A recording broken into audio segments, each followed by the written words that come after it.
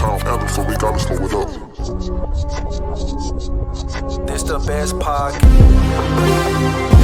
Got the Texans fan by the podcast. Young Bridge, Fit Forward Crenshaw. You know the best out there. Keno, Drew Dougherty 713. To all my Texans Nation. If you feeling good, I want you to throw them H's up high. Yeah, like that. I see you.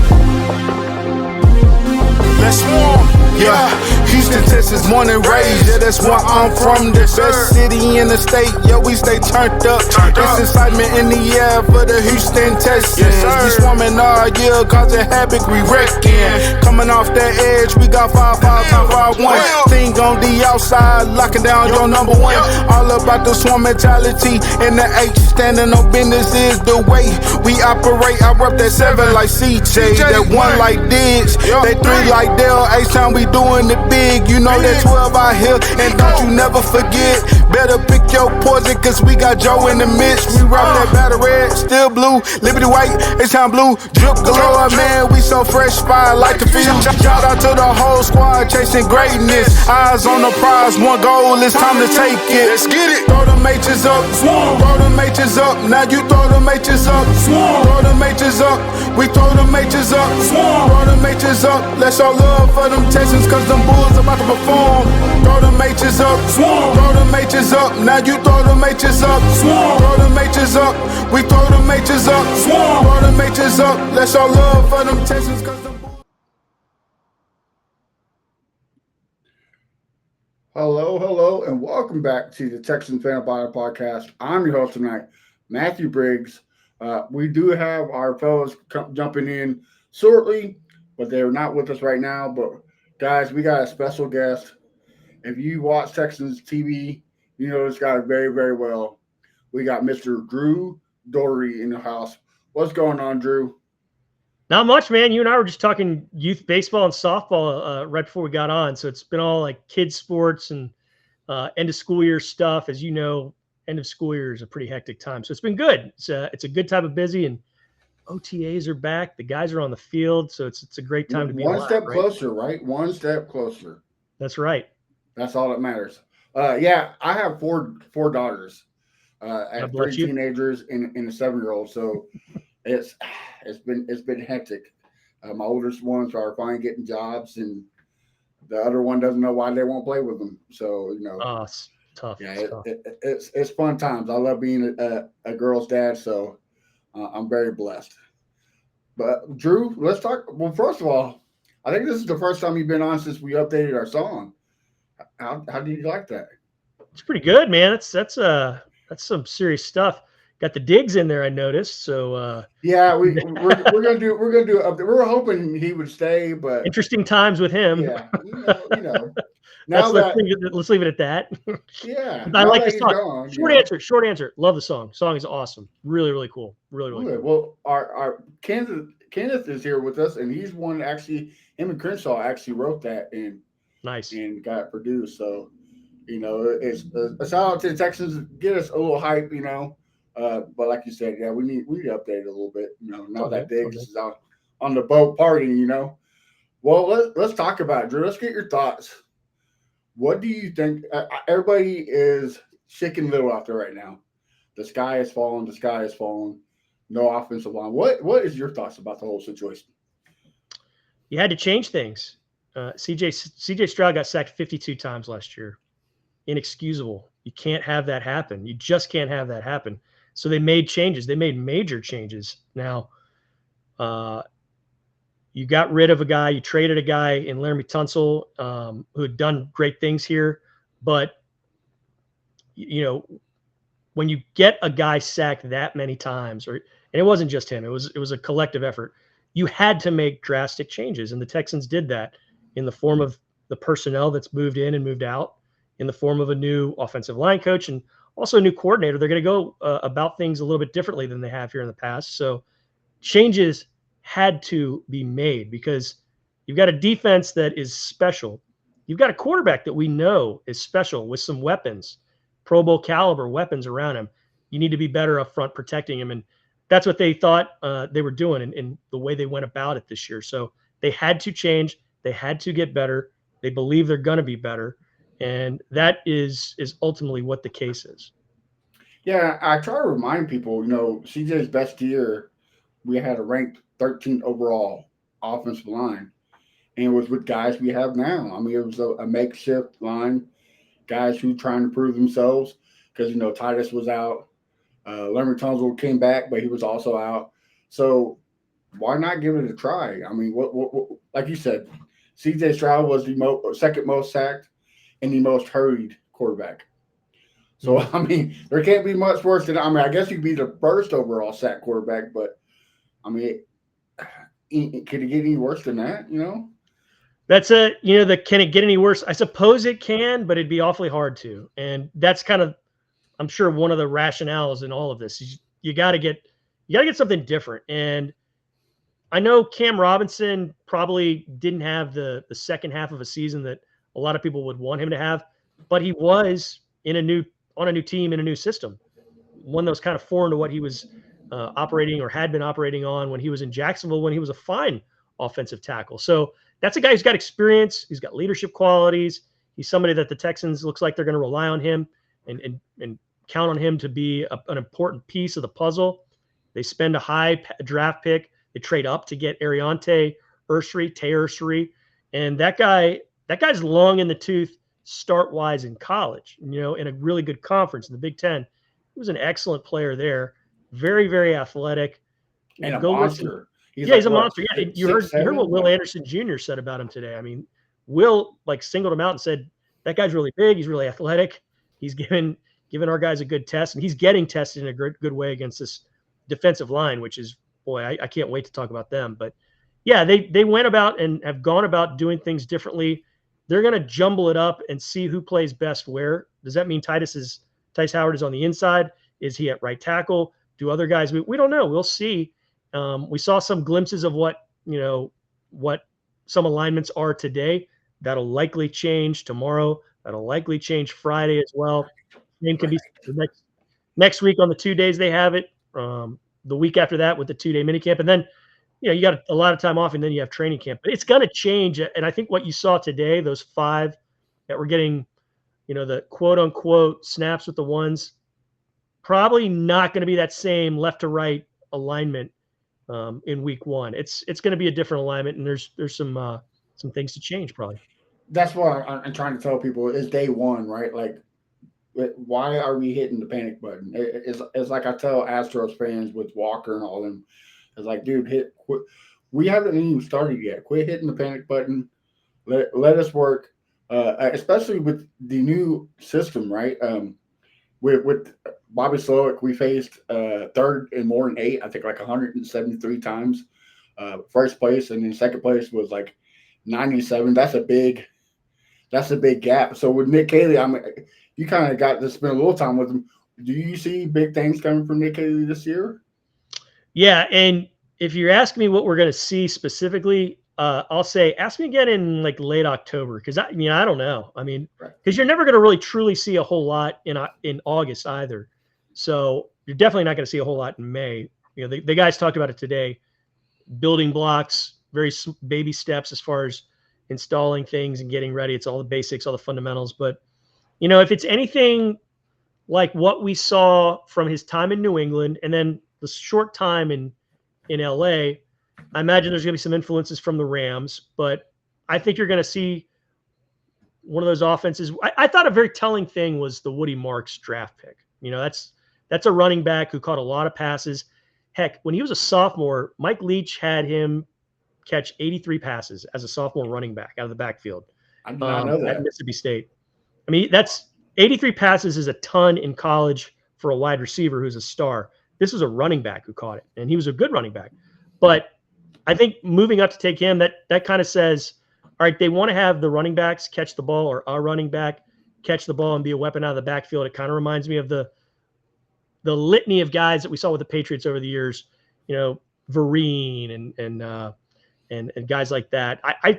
I just think you'll see more of let's take the easy money, whether it's a tight end, whether it's a short route by a wide receiver. You'll see some of that to set up the deep ball that we saw. CJ was excellent at that as a rookie. And, he got beat up last year and didn't have the time to do it. But I do think you're going to see a little bit more involvement in short game stuff in this offense. Quick releases, get the ball out ready. Maybe, yeah. How they go about it, I don't know. But I do think you'll see those numbers go up as far as receptions with some of those guys that are tight ends and wide receivers and whatnot. I'm glad you brought up Woody Marks, because I didn't think about it until I kind of somebody told me his game kind of similar as Kevin Falks from the Patriots. A great pass catcher and a big third down running back, and I mean that could be him for us. So hopefully. Think about the infamous Letterman jacket game, and then the one a month later in the playoffs. Okay, they didn't lose because they wore Letterman's jackets. They lost because I guarantee you, Bill Belichick went and looked at the defense and he said, "Okay, they've got a good defensive end in J.J. Watt. They've got a good corner, Jonathan Joseph. Their secondary is solid with Danielle Manning, Glover Quinn. Oh, Brian Cushing's gone. D'Amico Ryans was traded the year before. They're out there with guys that they had to pick up in November off the street, like Barrett Ruud, and you had Brady James, who was kind of near the end of his career. They just sent the wide receivers and the running backs at those guys and had mismatches, and bang, bang, bang. The Patriots scored a bunch of points. So, they exploited mismatches in a great way. And I think you'll see Caley try to exploit mismatches in the same manner with the Texans. And now he's got new weapons alongside Collins and Kirk, and the two rookies from Iowa State. So he's got a lot. And then Justin Watson is somebody to keep your eyes on. He did some nice things with the Chiefs. Chiefs fans love him. Heck, the Chiefs social account tweeted like a hearty goodbye to him. We'll miss you. You don't always see that about players who are not starters, who are not frontline guys, but they did it with him. I mean, that's kind of something to store in the back of your mind. That guy can make plays and do some good things. So I think finding those mismatches is going to be one of the keys for Caley. Right, and all about adjusting to the game, and that's what Bill Belichick was amazing at. And even McVay, right? They're known for their mid-game adjustments. So hopefully he learned a thing or two. I'm glad you brought up the weapons.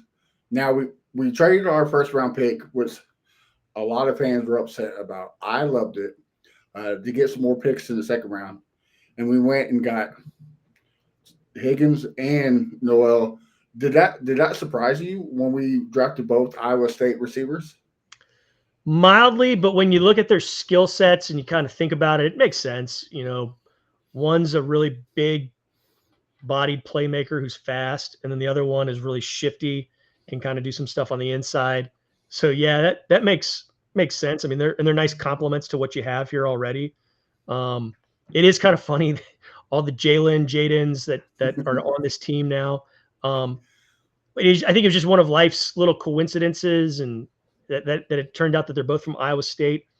Made me think of the great J.J. Moses, who was ripping. Check him out if you don't on Instagram. He's been posting stories lately of some of his highlights in college when he was playing with Sage Rosenfels for the Cyclones. They had a pretty good team back then. But made me think of him, and then you got Xavier Hutchinson as well. So there's been some Iowa State receivers with the Texans who've had some significance. Now there's 4 of them in their own separate sort of way. Now they're hoping that these 2 guys do some big things because they've invested a lot. Those are high round picks to use on these guys, but they're pretty special. And each of these guys has people in their camps out in the media, in the Twitterverse, that has just gushed about what their capabilities are and what they can do. And I think it's going to be fun to see what happens over the next few years with them. Yeah, and like I've been telling the fellas here last couple of weeks, or since the draft, honestly, it seemed like this draft was Nick Casario's playing B, C, D, E, F, G. Because let's face it, both years in the playoffs, we lost games because of injuries. Tank Dell went out last year. Both Stephon Diggs and Tank Dell went out, and just left Nico Collins. And I mean, it's kind of hard, it's kind of easily to take away one weapon. So if you just take away Nico Collins, there's the game plan, right? So now, say Nico Collins does get hurt, you got Higgins. If Kurt goes down, you got playing B. Like I said, playing B, C, D. And same thing, like you said, this defense. I think I've been getting a lot of hate. I've been saying this defense is going to be the next big thing, like the Legion of Boom. Like I think it's going to be, one for the history books on paper. But when Jalen Petrie went out, you kind of saw this dip, right? Like, Aaron Murray was a good guy coming in every now and then, but he did have his mess ups. Same thing with Jeff Okudah. It happens. But you kind of saw that dip. Now that you go get a guy like Jalen Smith, he plays just like Jalen Petrie. So you can, to me, it seemed like a mastermind draft that many people slept on. Do you kind of see the same thing? It's intriguing. It's tantalizing. I can't wait to see what it does. I mean, you talk about it, they could be a legion of boom, and that possibility is certainly there. They got to cut down the big plays because, I mean, look at what they did. You take Lamar Jackson and the Ravens out of the mix. You look at what they did at home. I mean, NRG Stadium was a house of horrors for quarterbacks last year. You had guys doing stuff like, Goff throwing 5 interceptions in a game. They still won, but you really, really messed with opposing quarterbacks. Many of them completed under 50% of their passes. The MVP had his worst game against us, right? Josh Allen struggled mightily. Yes. I mean, it was really, really impressive what they were able to do to these guys and lock them up.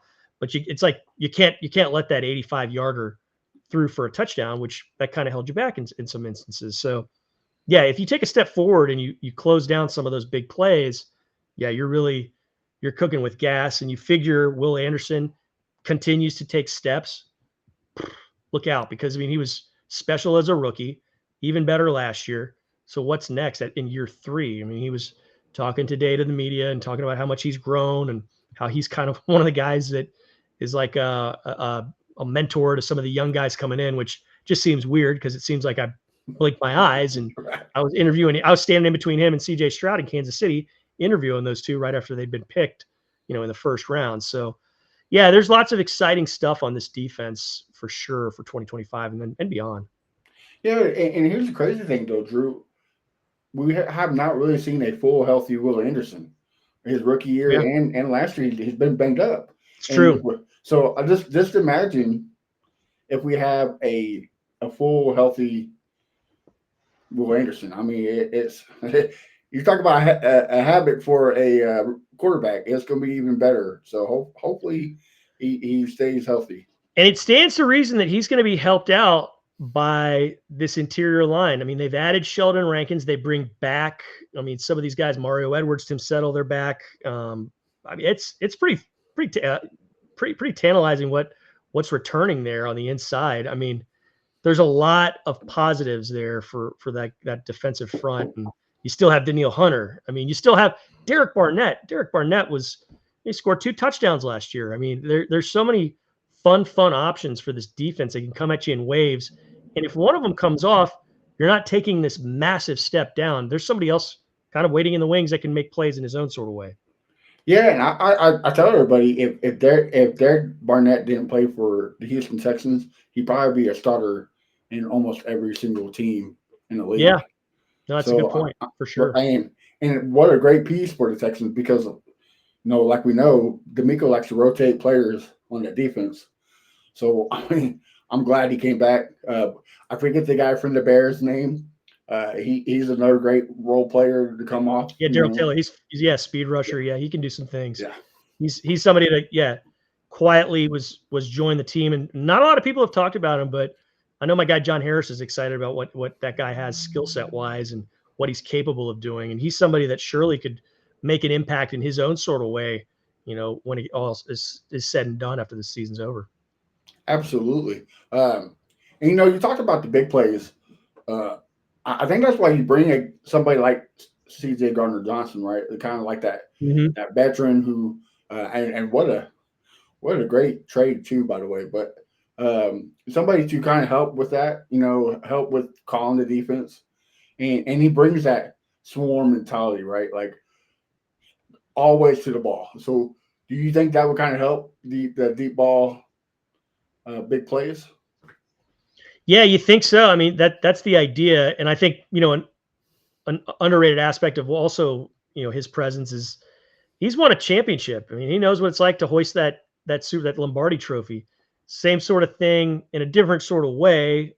to a lesser degree on the other side of the ball, bringing Watson in from the Chiefs. I mean, these guys they know what winning looks like. They know what championships look like. It is nice to have that sort of influence in the locker room, on the field. So yeah, he's another one that, Gardner Johnson, talking about him, he's another one that's pretty exciting, because you add that 6 INT total from last year to the mix. Goodness, what would 6 more interceptions have done for the team last year? Now, does it translate apples to apples? Probably not. Maybe that means 3 more picks, if it's all said and done. But still, a pick is a pick. A pick is huge. You can always get takeaways. You always love takeaways. And, this team is intent on making that happen and making sure that turnover margin is better than it was, last year, which is still pretty good, but they want to get back up to higher heights in that regard. Yeah, but most definitely. And like you said, he brings, he knows what it takes to win games, right? Win Super Bowls, at least get there somewhere where we had never sniffed. So hopefully he can bring that mentality and also help Caleb Bullock, which I think is a very slept on safety, especially in that rookie class. I mean, that rookie class for defensive backs were through the roof. You had Cooper DeJean, Quinn Mitchell, Lassiter, who I think gets. And look, I might be a homer. I might be a little biased, but the number speaks for itself. The QBR, when thrown to him, is it's pitiful. So I think Lassiter will take another step with Stingley. Do you agree? Do you think that's going to be the locksmith of this He league? should. Yeah, Lassiter should move on. I mean, you saw the videos today. He had some nice work today. What a steal, man, in the second round to do what he did last year and see what he got out of him then. What an exciting guy. When I interviewed him around this time a year ago, I was struck by his confidence. Now, nobody in the NFL is a shrinking violet. They're all confident dudes. They all know they belong there, think they belong there, and are confident in what they do. This guy was taking it to a different level, and it was not a cockiness. There was not. I want to make that clear. He was not being cocky. But one of my questions for him, we were asking them a lot of different things, but one of my questions for him was, when you were in college and he went to Georgia, when did you know, hey, I might have a chance to play at the next level? And he paused for just a slight second. It wasn't very long. He said, probably during my first practice, because I was on a field with a bunch of guys who I knew were going to be playing in the NFL, and I belonged with them. So that's when I knew. And there was no sort of, I stress this, there was no cockiness when he was saying it. It was just like, oh, I can hang with these guys. I'll be all right. I'll be able to make it. And I think he, after a year, it looks like he was right. Well, it's like Derek Stingley's been preaching all year long, right? Iron sharpens iron. And like you said, that defensive line, what a great way to get whoever's on that front 5 on the offensive line, get them ready. Like if you can go up against Will Anderson and Danielle Hunter, that sure does. It sure does. And it's they're both helping the other. That pass rush that makes Stingley better, but darn it, that's that coverage by Stingley and Lassiter and the rest of them that helps the pass rush. And I know it's kind of cliche, it's obvious what I'm saying there, but man, when they're working together like that, it's one of the reasons we saw this defense flourish the way it did at home, especially last year. Yeah, and I'm glad you brought it at home. Crenshaw was he's been a big stickler about our fans getting in on time, because he said he's tired of getting there in first quarter and be nothing but empty seats and opposing teams. What do you think when you're at the game? Do you think fans need to quit tailgating and get their butts in the seats? Hey man, I like having a good time, so I'm never going to crack on anybody having a good time. It's something that the organization would always like everyone to be there 30 minutes early.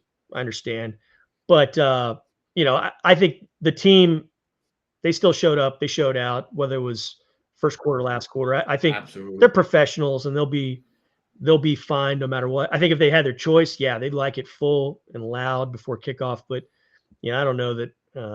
I don't think they'd ever point to that as being a reason things weren't going their way. So Right. Yeah. I'll say this though: nobody Absolutely. tailgates. I mean, like the Texans fans. I was about I to say the spent same first, thing. Have you ever been to yeah, a I mean, Houston I spent the tailgate? first decade of It's my time with the Texans. Before every game, I'd go out in the lots for like an hour, and we'd basically interview 2 or 3 different tailgates. And I mean, every single one of them was cooking something different and exotic.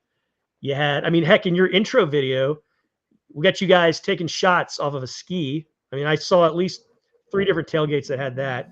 There's one that had like a double decker route. It's just the creativity involved, the fun, the setup. You see why it takes so long to sometimes for some people to get in. It's a fun time out there, and I'm not going to begrudge anybody that. right. Like, that takes a lot of time to set up. But Right. yeah, I think if they had their choice, it'd be more fun if they're the fans were in the stands and getting loud. But you understand why it happens.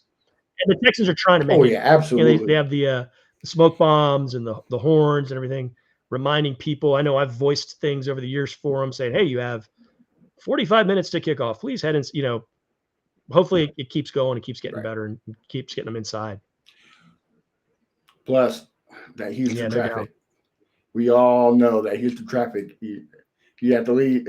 You have to leave at least 3 hours Yeah, to be that's on for time. sure. So it can be Uh-huh. brutal. Well, we know you weren't there for OTAs. You had some father Yep. duties going on, but you probably seen the video of CJ Stroud. He's looking like he's in football shape this year. What's your thoughts on that? He looks like he's been hitting the gym. Yeah, I mean, all those guys have.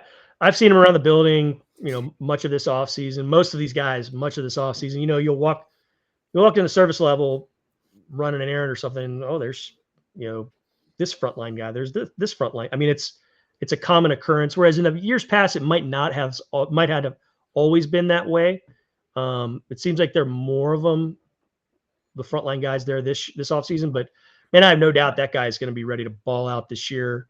Have another really. He had a good year last year. I bet it's better this year, and I bet it's closer to what we saw his rookie year numbers wise. I think he's ready to take a next step. I think the protection in front of him will be better.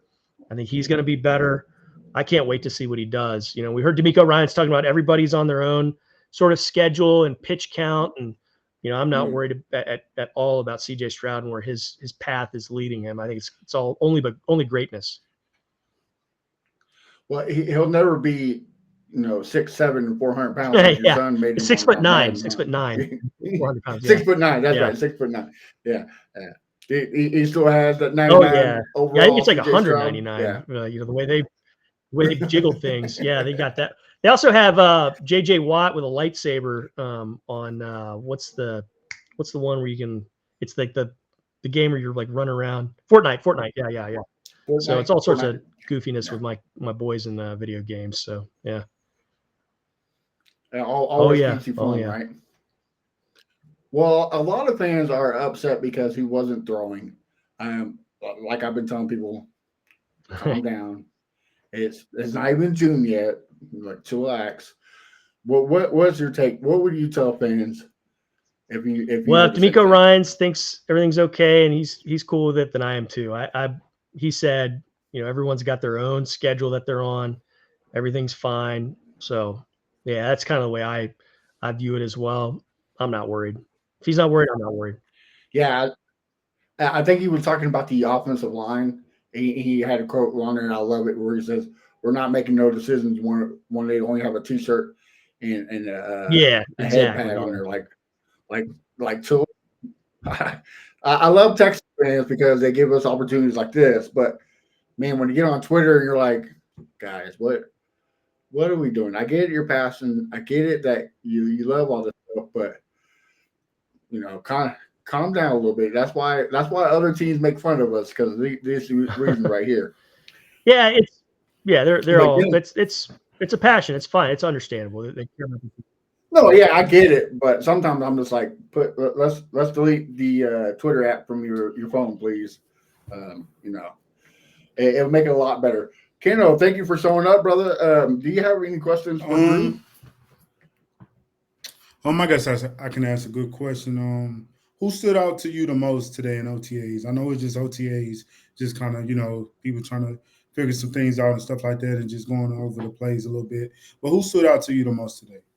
Well, full disclosure, I wasn't there this morning. I had a family thing that was going on, but I looked at the videos. I heard a lot of stuff. I talked to some folks. Lassiter, Kamar Lassiter looked really good. He was somebody that stood out to some of the folks that I trust the most. I mean, lots of long limbs, getting in the way of things, and his was one of them. So he was somebody that, and we were just talking about a little bit about it a moment ago. He's somebody really intriguing as far as what's the next step this year look like for him, because you've already got maybe, I know we're partial, but maybe the best corner in the game opposite him. Probably not going to get tested as much as he was last year, I would think, just based on that reputation alone. So does that mean Lassiter gets more chances at stuff this year? Remember, he didn't have a whole lot of interceptions in college. He had a few last year, though. I mean, he had his chances last year because I think a lot of teams were staying away from Stingley, thinking, let's mess with the rookie. Well, he made him pay, and he backed it up. So does he get more chances this year? We'll see. Or do they try and do something else? We don't know. But Lassiter is one of the guys that stood out. And then, of course, just the interest in offensive line combinations and who did what and who played where.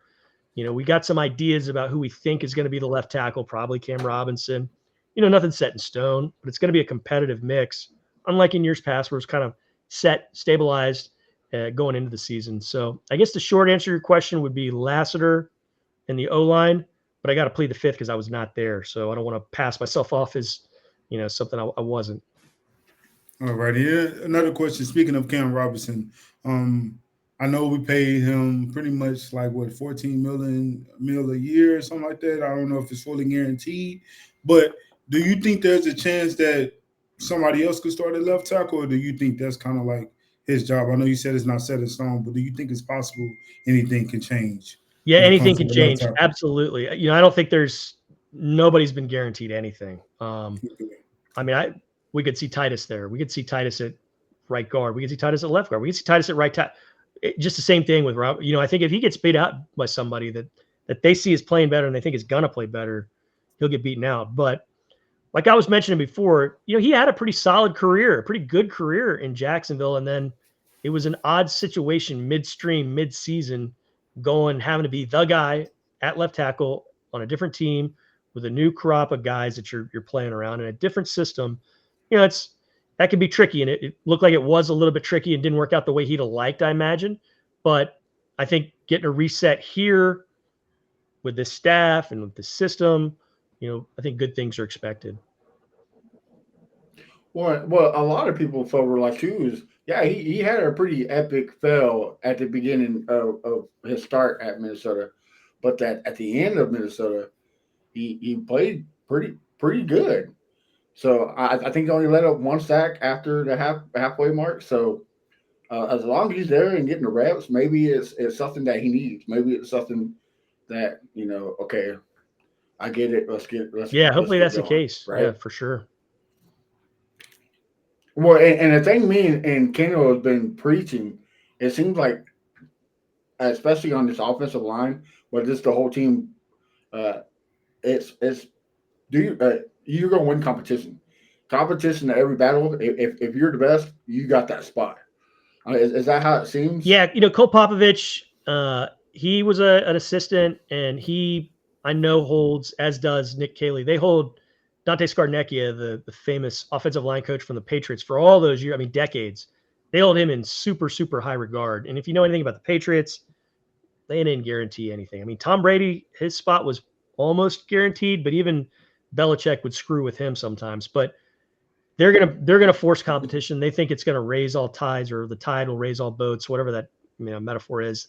They want these guys competing. They want these guys getting after it in practice, in training camp, in OTAs.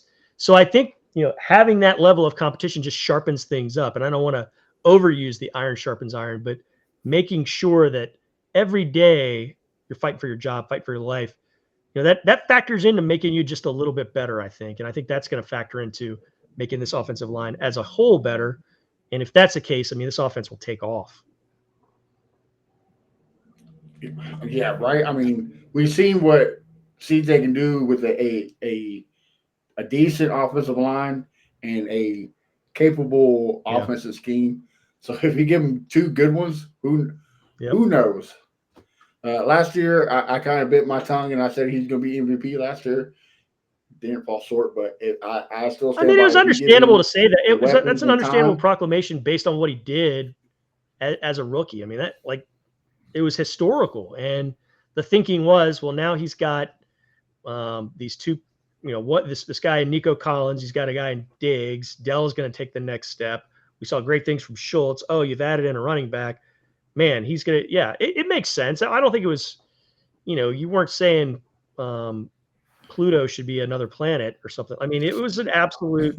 right? It was a logical next step. Lofty, yes, but not horribly off. I mean, not a outlandish thing to say.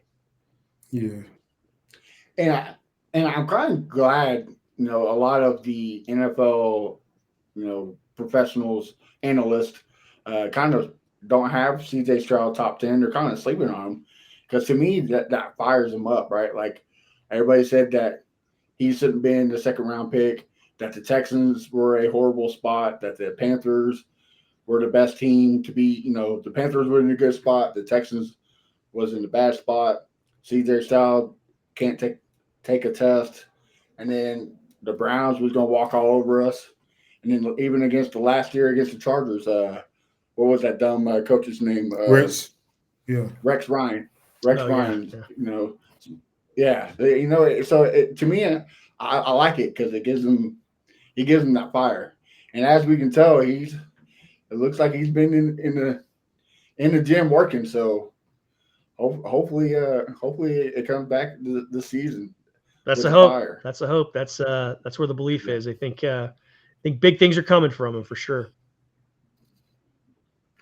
Ken, we got any more questions? One more question. I know the fans definitely excited to see or know.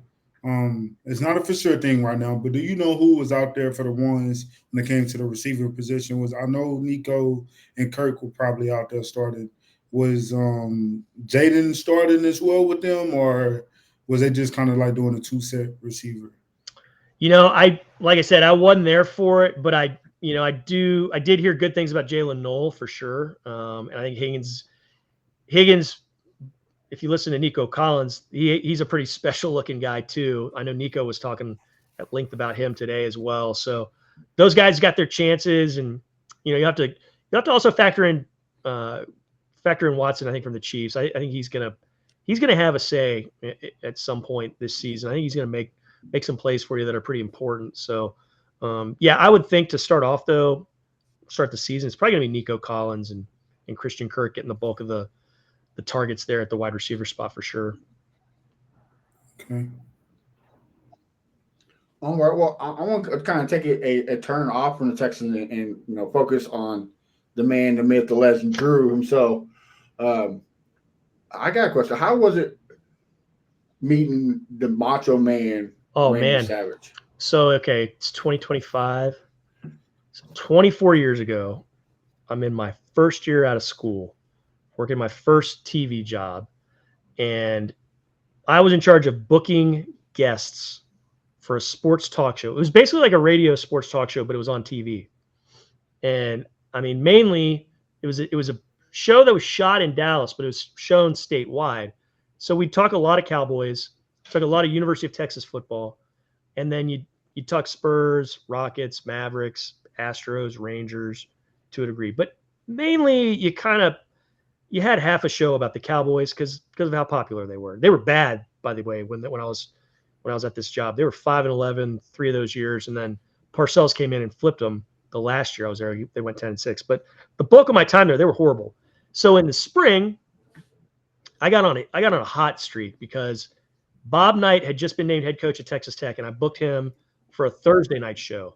Wow. And then Randy Macho Man Savage was coming through town with Slim Jim, and it was basically what they called a freak show. So you had people like eating fire and doing piercings through their eyebrows and through their all sorts of goofy stuff. But he was part of this thing. And so we booked him for the night after Bob Knight. And he was awesome because I remember him as a little kid, taking a bell, the ringside bell, and crushing Ricky the Dragon Steamboat's throat with it. And then miraculously the Dragon came back and he was he was able to speak again. But there was like a 4-month arc where he was like, I don't know, I'm getting deep into wrestling territory, but he was really, really cool. He came in and we were talking with him in the green room, and I was asking him all sorts of questions. He talked about his baseball career. You know, he was in the Cardinals minor league system, and he was a really pretty good catcher. And I think he got his knee wrecked or his shoulder wrecked, and he had to start throwing left-handed. He tried to make it happen that way. It just didn't work. And so he got into wrestling. But, man, he was really cool. And then when it was all finished and he was done, I was like, do you mind taking a picture with me? And he's like, sure, brother. And we did the one where we're kind of standing next to each other. And then I was like, can you do one of me in a headlock? And so he put me in a headlock, and it was really cool. And it was one of those memorable moments, man. I got to meet him. Just in the last 4 or 5 months, I met Booker T, which was really, really cool. We had him. He was on with Andre Johnson on Dre's podcast. So I've met a few wrestlers in my day, and it's always fun meeting them. I mean, those guys, they're amazing. Like, they're at the athleticism, the strength, but like the showmanship and the storytelling and the performance. Those guys are special creatures. I'm okay, a wrestling cool. fan myself, so I completely agree with you. Me and Pat are big. He's not here, but we're big wrestling fans. I can see the Rey Mysterio mask in the background. Yeah, so that's a custom Texans mask. I got 2. There's another one. Oh, wow. My guy Armando Seguera, Moscow 23 on Twitter. He's been like a Texans fan of the year, and Texans awarded him Super Bowl tickets about 5 years ago. But when the Texans were playing in Mexico City, I'm running under the tunnel and I hear Drew, and I look up and it's him. And he's waving at me, and he's got this. He's like, catch. And he's like, that's for you. That's a gift. So he gave me another one of those masks, those luchador masks. Yeah. Oh, that's pretty cool. Well, that's my next question. You know, one of the fans of the year, the Ultimate fan, my kind guy of pays tribute to Macho Man. So who's bigger, the Macho Man or the Ultimate fan? Well, Ultimate Fan's still alive, so he's winning that one. But yeah, that's a tough one. I think even Steve would agree that the Macho Man is the man, and he loved. Oh, I mean, bigger is. I'm talking about size. Oh, size. Macho Man was. Yeah, Macho Man. Macho he was Man. put together. Yeah. And he was old at that point. You know, it was 2001, so he was kind of on in years. But yeah, that was right around the same time as Spider-Man. Absolutely, it was, because that's one of the things he talked about. Yeah, he had just filmed it and it hadn't come out yet, and he's like, I played Bonesaw McGraw. I was swinging from the chandeliers with Kirsten Dunst. So we're eating that up. Oh, that's great. Kenneth, you got another question? No, I think I'm good. We bored Ken with all the wrestling talk. I'm sorry, Oh Ken. no, not at all.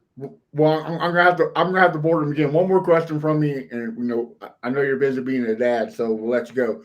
But what is your Mount Rushmore of wrestlers? Ooh, my personal one, or who is like the okay. Personal one. Coco Yeah, Beware is personal. my favorite. Wow, I never heard that one Macho before. Man. That's cool. I loved Andre the Giant, and then after that, it's probably a tie between Junkyard Dog and probably a tie between Junkyard Dog and Ric Flair. But Coco Beware was my favorite. I just liked all the flips and stuff, and the parrot. And then I'd have Mr. Fuji as my manager, if he could be like kind of below the Mount Rushmore, because you always need somebody to throw some sort of foreign substance in somebody's eyes to make them incapacitated. Well, a couple months back, we had Josh Ennis on the show, and he was, we were talking wrestling, and I told him I had The Miz on my Mount Rushmore, and he about had a condition. I remember The Miz from Real World. I remember watching. Yeah, and a challenge. Yeah, I'm a big Real World and challenge guy too. So talented dude, man. That guy's a talent. But I can understand why Josh would get mad about that. I can understand. I wouldn't put The Miz up that high. The greatest heel of all time. I'm just going to say it. The greatest heel of all time. And he's, he's the only 2-time, all champion Grand Slam. So, you got to put a little bit of respect on The Miz's name, And plus, if he can bag a wife like the Maurice, I mean, that's all I got to be said. He got some talent. One more question, and then I'll definitely let you go. If you could tell anybody, all the fans, of the other 31 teams in the NFL, something they need to know about Houston? Man, that's a great question. It's a variation of a question that we're always thinking about with the Texans as far as like who is this city? What is this? And that's kind of the beauty of this city is it's this big blob of ideas and places and things. Like you can't say it's a country town. You can't say it's just a medical town or just an oil and gas town or just there's so many things in this place. I mean, that's like asking what's the best place to eat in town? I mean, I think that three of us combined would probably give up 428 different ideas. I mean, what are you trying to eat? Well, what type of Mexican food are you trying to eat? Mm-hmm. Oh, what do you want? Seafood with the Mexican? It's like it's so hard to tell you. But I think the food is what I would start with. It's the food town is unmatched. The stuff you want to get. I think it's a very slept on food town. I totally. I mean, you can eat like a king 365 days a year, 4 different meals a day. And I know that's not like a very specific answer, but I think just come here if you want to eat well, because people ask me, where should I go in Houston? It's like, okay, well, like, let me give you one of those lists that just keeps going and going and going and going and going. Right. And it can't be none of the big names because, you're not going to get anything good there, You got to go somewhere local and off the market spot. Yeah, you can do. Yeah, totally. That's what somebody asked me who the best burger in Houston was. I was like, well, you better lock your car because it's going to be a pretty bad spot, But trust me, the burger's going to slap. Right. So, yeah. Well, Drew, thank you for coming on the show. Is there any last words you would like to tell Texans fans before you? No, man. I appreciate you having me on. I always love coming on with you guys and appreciate you being flexible. I know we tried to do it earlier in the month, and earlier in the spring, I just couldn't make it. But look, we are all dads. We respect the dad life, so we totally get it, And plus, you're taking time off your busy schedule to hang out with us knuckleheads, so we greatly appreciate it. Why don't you tell everybody where they can find you and what you got cooking so that way they man, at Dougherty Drew for Twitter, and then every Saturday night on ABC 13 KTRK around 10:30-11 you can watch Texans Playbook. We got a new show every single week. This week it's more wide receiver focused. We got some stuff on Nico Collins. We're taking a rewind, looking at 80 in Canton, going back and reliving some of those fun times. I mean, that was just a phenomenal weekend. So check it out. It'll be a good one. It's up on YouTube later in the week. It'll be up on the ABC 13 KTRK as well. The YouTube channel is always knocking and rocking. So, yeah, man, it's all the good stuff is happening. It's good that we've got this little burst of football for the next few weeks. Then we got a break, and then it is on. Go time. Coming in 25 for sure. Yes, sir. Well, Drew, you have a good night, and thank you for coming on. You too. All right, Keno. Anything else you would like to talk about these OTAs before we bounce?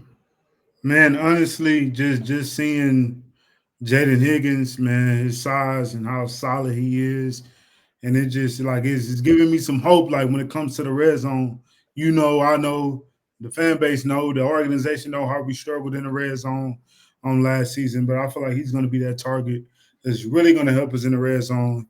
Pretty much did. He balled out in college in the red zone. So I'm so excited to see what this young man going to do. As you know, me and Chris Shaw got a little bet going on. I got Jaden Higgins getting over 600 yards. I believe 7 or 6 touchdowns. So hopefully he pulled through for me. Yeah, man. So yeah.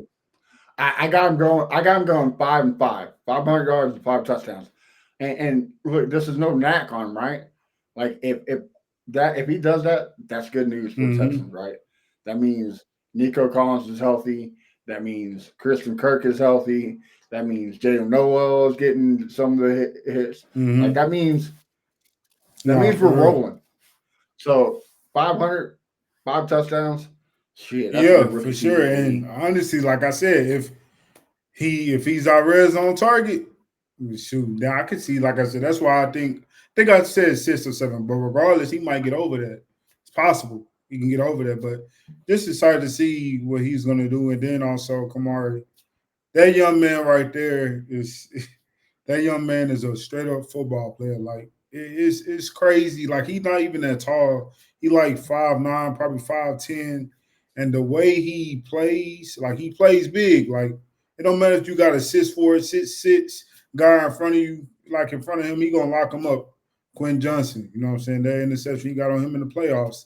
Like I didn't see him guarding him at all. Like I was kind of hoping Sting was going to stay on it, but then at the same time we knew the other guy, the rookie, more flashy. So regardless, the Miko trust last year, regardless who he's lining up with. But just seeing that he's going to take that next leap is going to be very exciting to see. So yeah, man, I'm just excited in general. Like football season almost here, man. It's gonna be here before we know it. It's gonna be time to rock and roll, like you said. Look, I know you died on the hill with me last year, and I appreciate you. You're my brother in arms. About C.J. Stroud being the MVP, but bro, he's been in the lab. I don't know if you've seen the videos.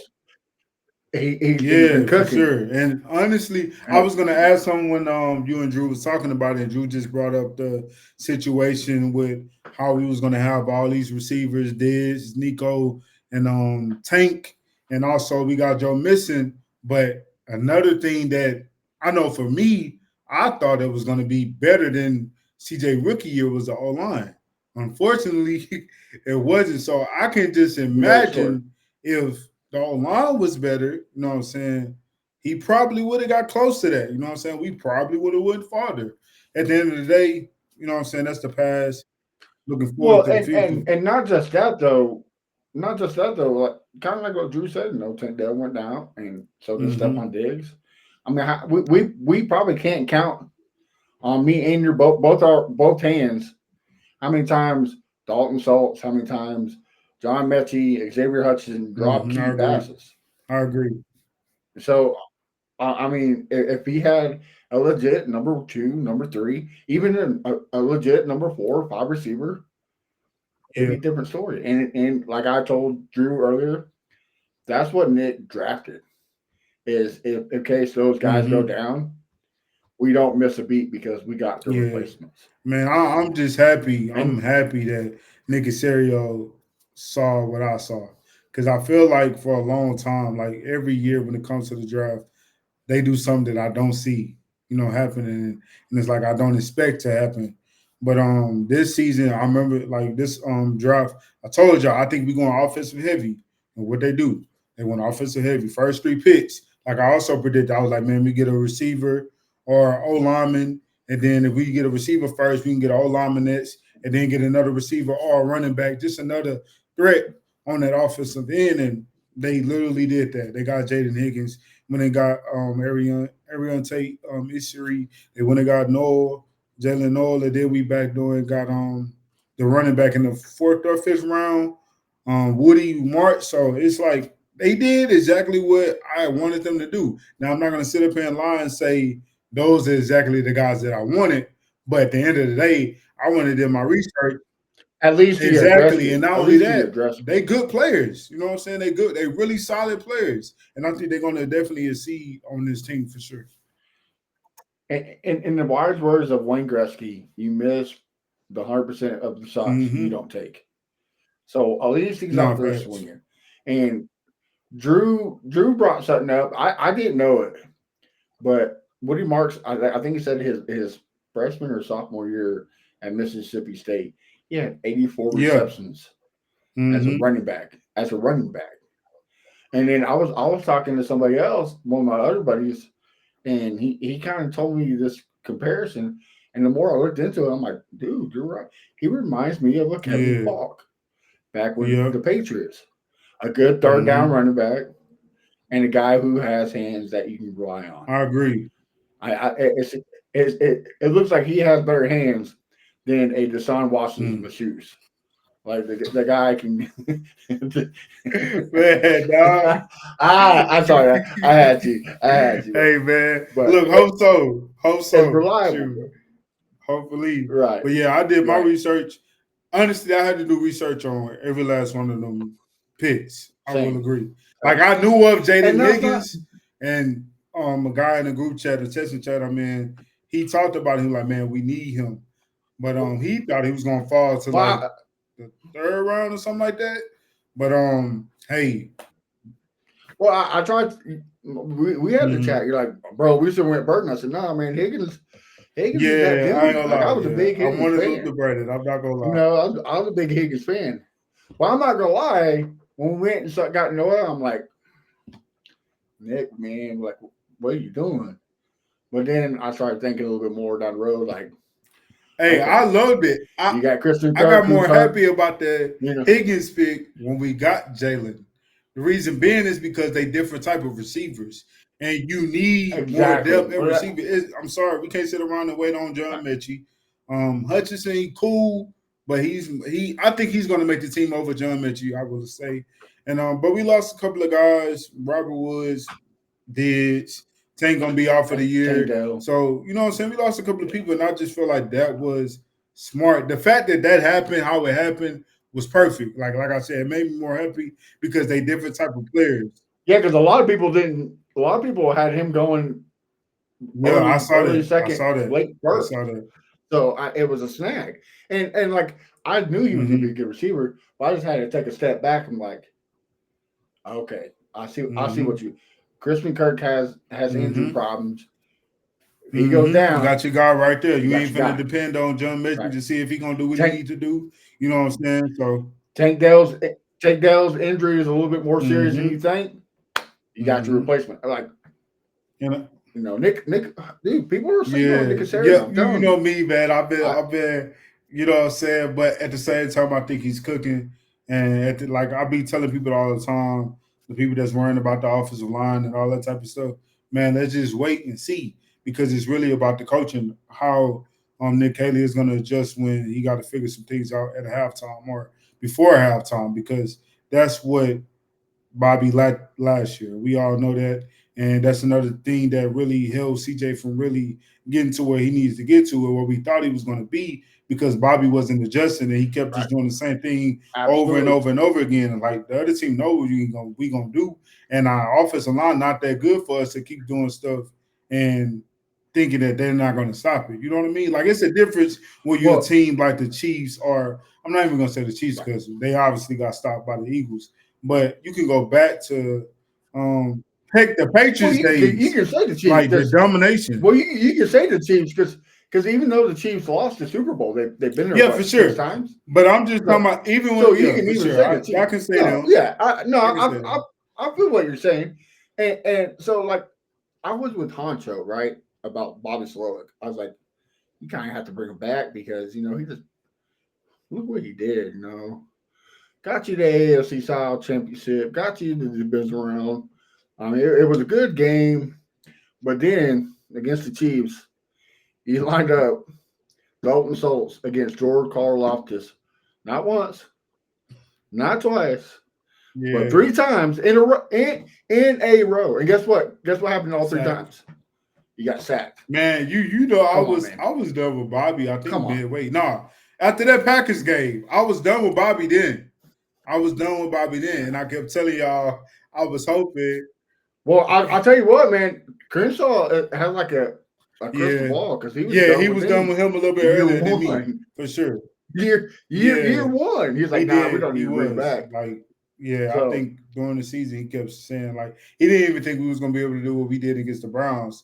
And of course, he gave the defense more credit for that Browns game in the playoffs. But he did. He most definitely did. But let Crenshaw tell him he got blessed by the defense. But at the end of the day, like as far as Bobby, I believe he upgraded, and I think that's going to be a key factor. That's why I feel like fans need to relax, chill out, and let's just see what happens. Let's see who's going to be the best 5 on the front, and that's really going to be the key when it comes to this offense because the weapon is there. Whether people want to agree or not, the weapons are there. No, we don't have Stephon Diggs. The recipe is there. The recipe. Now, if they can mix it all together and throw it in the oven correctly, we'll see. You know what I mean? You just gotta hope on Chef D'Amico and Chef Nick and see what they got cooking. You know what I mean? And that's why I was talking with Drew.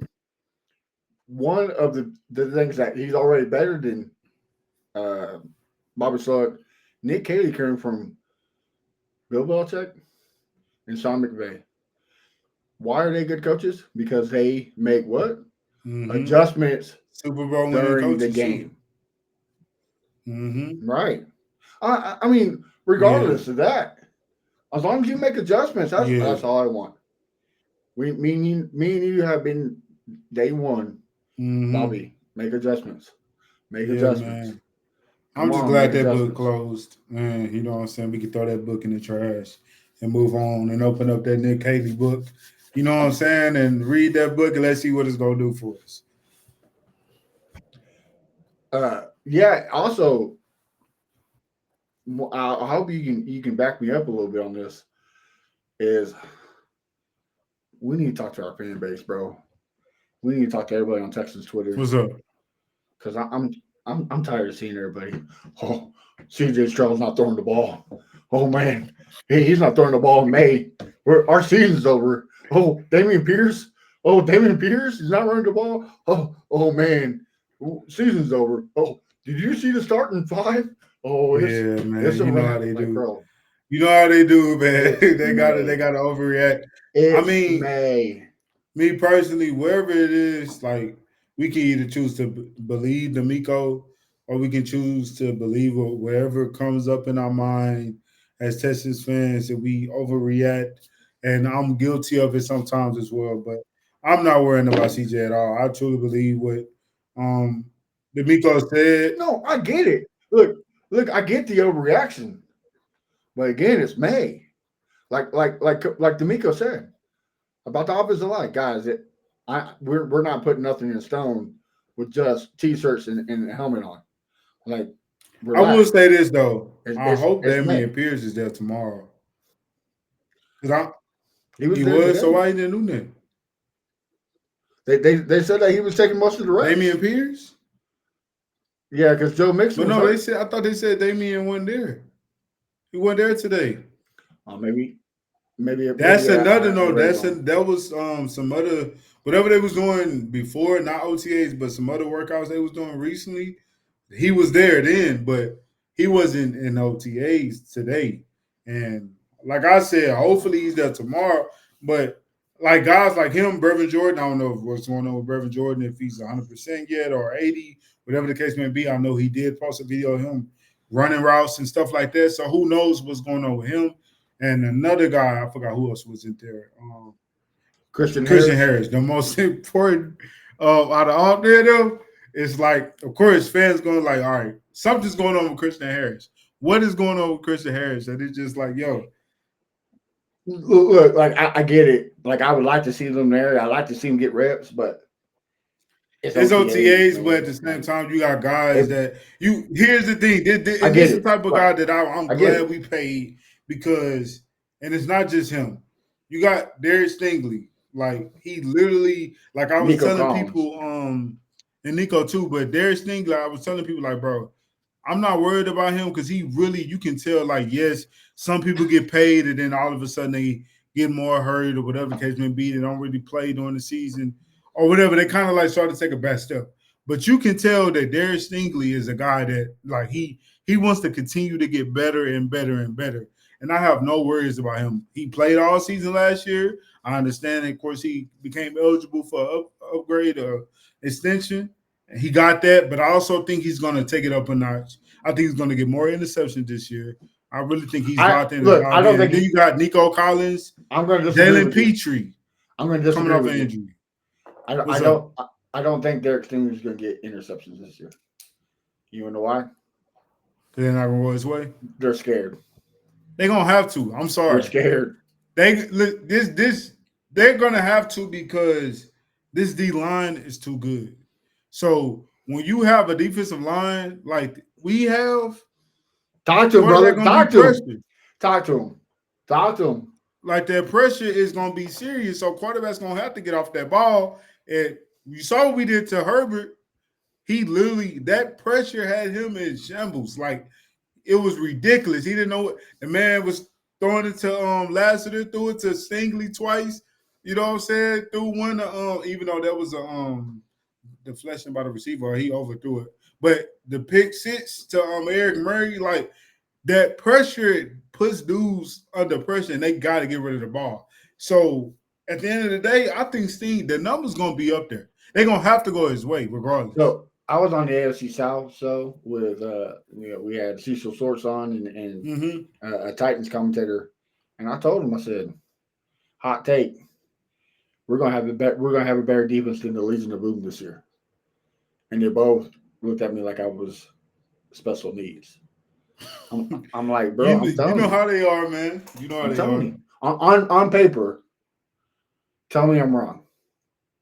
You're not wrong, but not only that, this ain't the O'Brien days. You know what I'm saying? When you got Romeo or whoever the other defensive coordinator, even though they was good defensive coordinators, but this is the Miko Ryans, and it's just another type of energy that your coach is pushing and that these players are pushing. Here's my thing. You got a lot of crash outs. On that Legion of Boom, name me one guy that's anywhere near Will Anderson or Daniel Hunter. You can't. You can't. Cliff Averill. I mean, you really gonna compare Cliff Averill to those guys? Nah.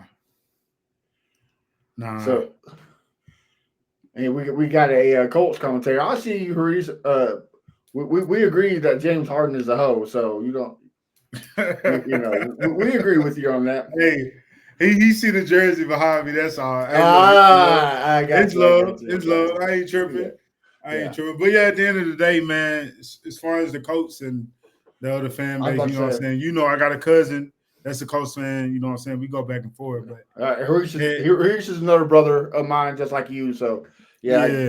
I get it. Speaking of Colts fans, I know we said something last week, but for real, prayers and thoughts to everybody with the Jerm Irsay, passing of Jerm Irsay. I knew he was a good dude, but more that comes to light, like he's paid for millions of people's funerals and stuff. Like the dude was just, he had his bad comings, but and we're all human. Yeah, we all make mistakes. We all fall short of the glory of God. So, you can't hold that against the dude. No, fair. You can't do that. So, I saw Reggie Wayne busting tears talking about him. So, that speaks volume for somebody like Jim Irsay. So, again, thoughts and prayers to the family because losing somebody is not easy. At all.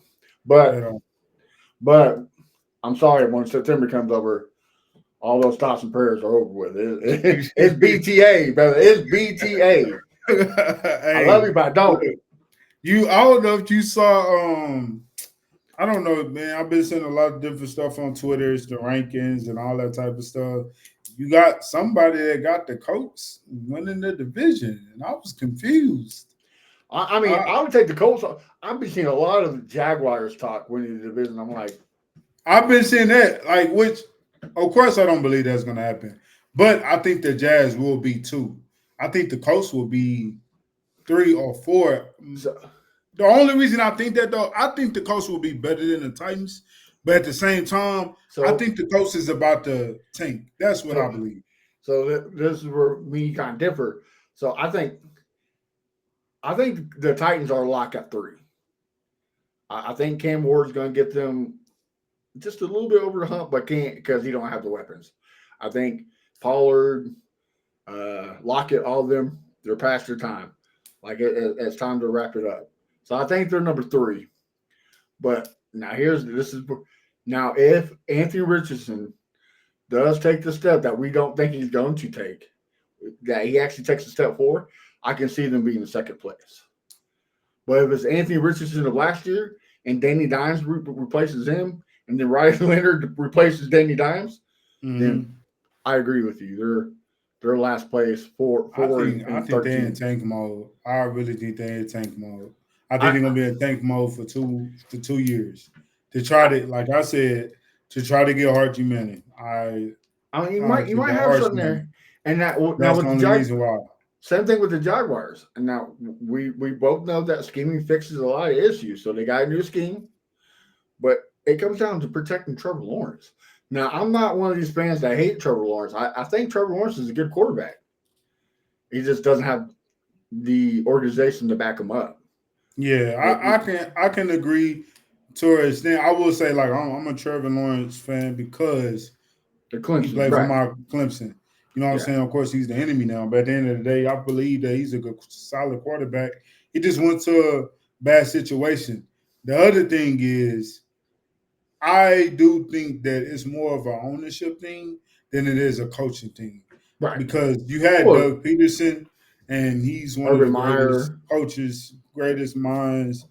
Now, Myers is one thing because he was out for a little bit after he left Ohio State, and then he came to the NFL. So I kind of get that situation. But I feel like Doug Peterson was going to be the one for them. But it just Well, seems like they can never get things really going. You know what I mean? because Doug Peterson didn't follow the footsteps of D'Amico Ryan. D'Amico Ryan saw a bad OC affecting his quarterback and got rid of him. Mhm. Bryce Taylor is a bad OC affecting his Yeah. quarterback Yeah. and never got rid of him. He died, which we thought was going to happen with D'Amico. Mm-hmm. But he died with his OC. You know what I'm saying? Yeah, true that. So here's my thing. If they can finally protect Trevor and he can play a healthy 16 games, then they're second place. They're a second place. Yeah. Well, regardless of what people think, we are the best till we're not the best. Until somebody beat us, we are the best team in the South. So we're number one. Yeah, until somebody else win the division. Period. You know what I'm saying? We 2 years in a row right now. Yeah, only one team has won more than three, or won more than two in a row. Only one team has done it 3 times in a row, and that's the Colts. Oh, the Colts? Yeah, we never won it 3. We always won it 2, take one off, 2, take one off. Dude, this is the year. Oh, we finna go 3 in a row. Sorry, Colts fans. This is the year, bro. I have a feeling, and after seeing CJ, look, I get it. I've been preaching it all day at OTAs, but like Crenshaw said, dude was out there doing the world tour on every podcast, on everything. Now, you haven't heard a peep. Haven't heard a peep from him. Yep, man, been locked in. Yeah, man, been locked in. You know, I saw it firsthand for myself. Just witness him with his Bible in his hand. You know what I'm saying? I ain't gonna expose where, but at the end of the day, the young man definitely been locked in his offseason. Not only that, he got bigger. You know what I'm saying? And I know Crenshaw talked about that in the group chat about him getting more size on him because he's gonna have to run more, you know what I'm saying, be ready to put the shoulder down and go. And a lot of people, like, unless you done stood next to CJ, you won't really know. But he got good size on as far as height. He like 6'3". You know what I'm saying? Probably almost 6'4", but he like 6'3", and he's solid. Like, he done gained more muscle, you know what I'm saying, this offseason. So at the end of the day, so that's gonna work well. Like me and you were talking the other day. Get some weight on him. Let's do the tush push. Mm-hmm. If you do it, I don't know about that. Well, he's a tough cookie, so I probably wouldn't. I wouldn't be mad at it. You know what I'm saying? At the end of the day, this is what I don't agree when it comes to the tush push, and what I don't understand, which I get it in a way, but I kind of don't understand when it comes to the Eagles because you have Saquon Barkley. First of all, you probably have the running back that squat the most in the league, and you also do have the quarterback that squat the most in the league as far as out of their positions. Like, I will agree to that. But when it comes to Joe Mixon, there's no need for us to be doing no tush push. Right. You know what I mean? Like, that's how I see it. Like, I get it. That's what the Eagles do. I understand Jalen squat over 600 pounds, strong guy. But, man, you got Saquon Barkley. So why put your quarterback in that position, you know what I'm saying, harm's way, when you got a guy that can, you know what I'm saying? Joe Mixon was, I think, I don't know if it was the highest, but, you know what I'm saying, as far as being touched in the backfield, before he can even get past the line of scrimmage, he was one of the highest in the league, but he still made waves, you know what I'm saying? Still got yards, got over 1,000 last year. I think this year will be better due to the line hopefully being better. So 50%, 50.8% of all his carries he was hitting behind the line. Exactly. 50.8%. That's crazy. That's crazy. And just imagine, like, this man got to 1,000. So just imagine, missing what? Like I said in the group chat, imagine this O-line being better for CJ and Joe Mixon. Like, And, it's and only going to get better. he missed what, 6 games? 5. So, I think it was 5. Was it 5? Still, regardless. Yeah, bro, close. Yeah. Just imagine he played every single game. Yeah, he will have like 1,300 yards. You know what I mean? Exactly. So, I think this year going to be better for sure. Absolutely. I'm hoping, but I also believe it. well, this is the worst part of the show, man, because it's the end. As our wise friend Crenshaw told us, why don't you tell everybody where they can find you on social media, what you got cooking? That way we can always support you, my brother. Y'all can follow me on Twitter and YouTube at Here Ken Out. Also TikTok at Here Ken Out, man. I'm been posting some videos, doing a little boxing, commentating right now and stuff like that, and also talking about the NFL as well. Y'all can go check that out. I'm talking to a Ravens fan. Y'all know I got to be a little humble when I'm talking to a Ravens fan because we know the Ravens fans got us number, like the organization got us number at this point. And it's just like, I don't know when we'll get to that point where we can get past them. But at the end of the day, y'all go check out my stuff, man, on YouTube, TikTok, and also Twitter. And continue to support the Texans Fan Brother Podcast. Support our brothers. I know Matt gonna already tell y'all, but continue to support us, man. We only going up, and there's going to be some exciting times coming, man, because football is almost here, man. So y'all stay tuned. Yeah, we are going up. It's not a Tuesday, but it's a Wednesday. But make sure you check out our brother Crenshaw at Fifth Ward Crenshaw, Patterpool at Texans TV, and our good boy Johnny Honcho at H-Town Honcho 713. And of course, you can find me at A1 Day One Texans. We're going to be dropping some articles here soon, so make sure you check that out. And Ken is going to be humble, so I'm gonna boost him up a little bit. Man, y'all keep jamming out the songs for him. We know we got Stephon Diggs in there, but it's a hype song, one of the best out there. People are sleeping on it, so make sure you jam that out. Get us hyped for what's coming up for the season. Also follow the Texas Fan Battle everywhere. Like Keno says, we got some good stuff coming up, so don't miss out. Next week we got a good show for you, so definitely tune in. Hit that subscribe button. Till then, have a blessed week. We'll see you next week. And as always, I'ma calm down. Who's chop it up? There's an H-Town anthem, so we gotta slow it up.